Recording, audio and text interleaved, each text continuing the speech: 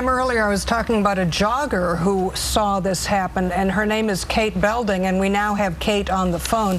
Kate, if you can hear us, tell us what you saw.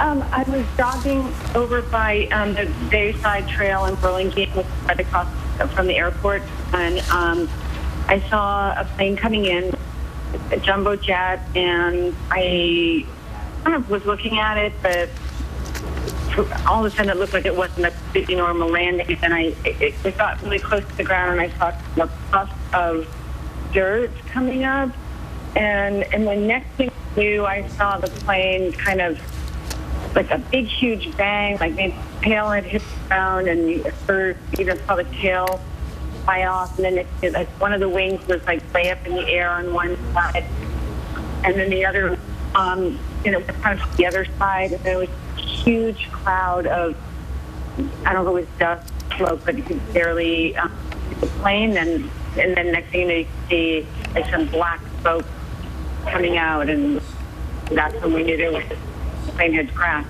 Terrifying. You know, Kate, a lot of people are saying that this caught their eye, the flight coming in, because it looked like something was wrong. It was too low, or the tail was too low. So did it catch your eye because of that reason? Could you tell it was on a bad approach? Yeah.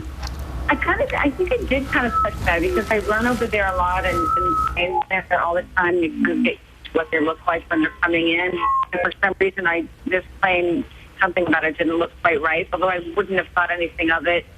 You know, I'm not an aviation expert or anything, so still, it looked like it had hit some dirt or something like that. At first, I said, what? Yeah, something doesn't look right over there. Kate, this is Pam Moore joining Catherine here and speaking with you. Describe what it felt like for you to see all of this unfolding. You know, it was just really shocking, to tell you the truth. I by myself, and I watched this unfold, and then there were two other people who were about 8 feet away from me, and I dogged them, and we looked at each other and almost started crying, like, to believe what we saw. That plane just crashed, and we were just in shock. I don't know how else to describe it. It was just complete shock, and but feeling so bad for whatever had happened on the plane, you know. Do you live and jog in that area on a regular basis? Are you very accustomed to seeing the flights coming in and out then? Sure, yeah. I live near there. I live in Burlingame, and I run over on that trail all the time. So I'm used to seeing the planes. It's kind of like diversion when you're running, land and stuff, you know.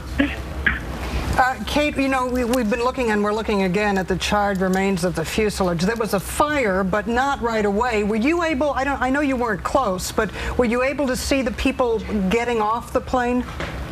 No, not at all. It was probably either too far away, or the thing was pretty obscured by, it looked like dust to me, and then I did see the black smoke that indicated that they had a fire. So I didn't see anybody getting off, but we really had no idea what might have happened to all the people on the plane. Yeah, which had to be shocking for anybody watching. Yeah, definitely. Kate, so immediately after you saw all of this happen, then what? So I went and talked to the other people who had witnessed it, and then I called my husband, and he asked if he wanted him to come pick me up from about a mile away from there, and I said, no, I have so much adrenaline, I think I'm going to run home and run really fast all the way home.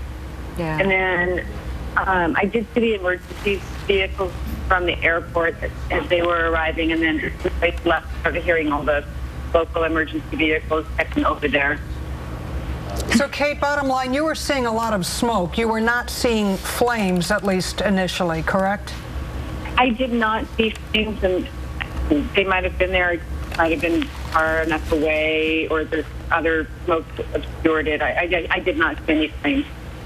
Yeah, we're just, Pam, as you know, we talked to one of the passengers earlier, and it sounds like and that's protocol, of course, they got the doors open and people down the chutes very quickly. Yeah. Well, Kate Belding, thank you for your observations. Certainly, this had to be traumatic for you as well, just watching all of this happen. And I'm sure investigators will be trying to reach out to you as well, because they will be curious about your observations and the timing of all of this. So thank you for speaking with us today as well.